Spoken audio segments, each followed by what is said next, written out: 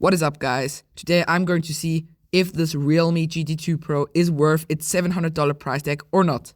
So now I'm going to let this phone charge and see at how much percent it is at the end. I'll tell you, it's going to surprise you. By the way, guys, this battery life on this phone is great. You have a 5000 mAh cell and you get 6 to 7 hours of screen on time on it, which is just nuts. But I reckon you could even get 8 hours out of it if you would use it lightly. So in the camera department, we have a 50 megapixel main sensor, which is the same as in the OnePlus Nord 2. We also have a 50 megapixel ultra-wide sensor, which is the same as in the OnePlus 10 Pro. And finally, in this tiny camera ring, we also have a 3 megapixel microscope camera from the Oppo Find X3 Pro. What a name. So in the main sensor department, it's pretty much standard flagship affair. So we have here the S21 in comparison to the Realme GT2 Pro, and it's pretty much the same. You can't tell the difference. Just the Realme's photo is a little bit brighter. And for the ultra-wide, they're pretty much the same. Just the S21 is a little bit wider.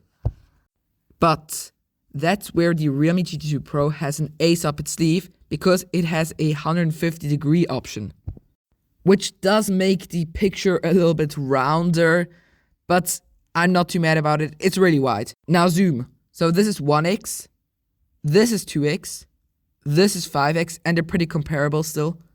And this is 10x, and now you can see some differences. And now we're at 20x, and it's pretty clear that the S21 is better because it has 3x optical zoom, which the Realme GT2 Pro doesn't have. In selfie video, the Realme GT2 Pro is just worse. I have to be honest with you there. The quality of the sensor on the Realme is just worse than on the S21. You can feel it. Like, you can see the dynamic range is worse, the shadows are crushed, and it's just overall worse. But for front video though, no, I'm just kidding. The Realme GT2 Pro is still worse. You can see it still crushes the shadows. The dynamic range is better, but somehow the saturation is turned way too high up. Like, it's the most obvious when I get to the trees and those leaves. I mean, look at this. You can't compare that. In its price, it's pretty average, but for a flagship killer, it's below average, definitely. What's definitely not below average though is the screen. Here we have a flat 1440p AMOLED screen with 120 Hertz refresh rate and LTPO 2.0 technology. So that basically means you can vary your refresh rate from 1 to 120 Hertz. And for brightness, it's also top notch. The maximum is 1400 nits, and that's one of the best that you can get for $700 or for anything. One thing you might also notice is the extremely fast touch sensitivity, because the touch sensitivity alone is 300 Hertz, and that's quite a lot. One thing I do have to notice, it is a 6.7 inch panel, so it is pretty big. But it's gorgeous to look at, and I don't have any complaints here. Now, since we didn't talk about the design yet, let's talk about it.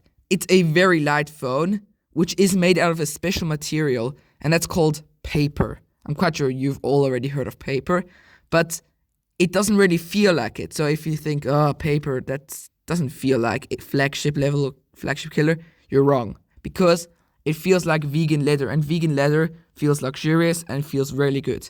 One thing I do have to say though is, be consequential, please, Realme. What I mean by that is that the backplate, yes, it is out of paper or vegan leather or how you want to call it, but the camera bump is out of glass, which, I mean, isn't a problem, but it just seems pretty inconsequential. Now, one feature they did do consequential was the microscope camera. I'm really impressed by it. I mean, it is a gimmick, but it's a fun gimmick, and you use that often. Just to like, wow, how does this look like? And it's just interesting. Really good idea, Realme, even though it was from Oppo. But they implemented it right, so no complaints there. Where I do have complaints is by two things. So we don't have wireless charging, and we don't have a official water and dust resistance rating. Now to the final thing today, and that is the specs. So we have the Qualcomm Snapdragon 8 Gen 1 in here, which is the latest and greatest of Qualcomm. We have 8GB of RAM as standard and 128GB of storage. You can also get the 12GB of RAM and 256GB of storage. For day-to-day use though, it's great. The Snapdragon 8 Gen 1 is so strong, you don't even notice anything with lagging or something like that. Now, let's go back and look at the charging. So we have, after 5 minutes, we've gotten to 80%. I mean, that's just crazy. That's great. Because we do have 65 watt Super Dart charging, which basically is Super VOOC from Oppo. It's just a different brand name. Now, overall, the Realme GT2 Pro, is it worth those $700? Absolutely. I mean, the weakest point is the camera, but it's still good at the camera. A normal user wouldn't notice the difference too much. And otherwise, it's more a $1,000 flagship than a $700 flagship. Because you have that great screen, great battery life, a very nice finish, and the Microscope Camera, a fun little gimmick feature. Really, overall, it's a great phone. And you also get 3 years of software updates. So, I mean, no complaints there.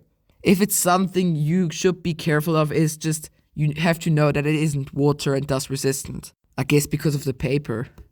Jokes aside though, it is a really great phone. And I think I've said this now like 5 times or so, but it's true. So that's been it for today. Thanks for watching, guys. I'll see you guys next time.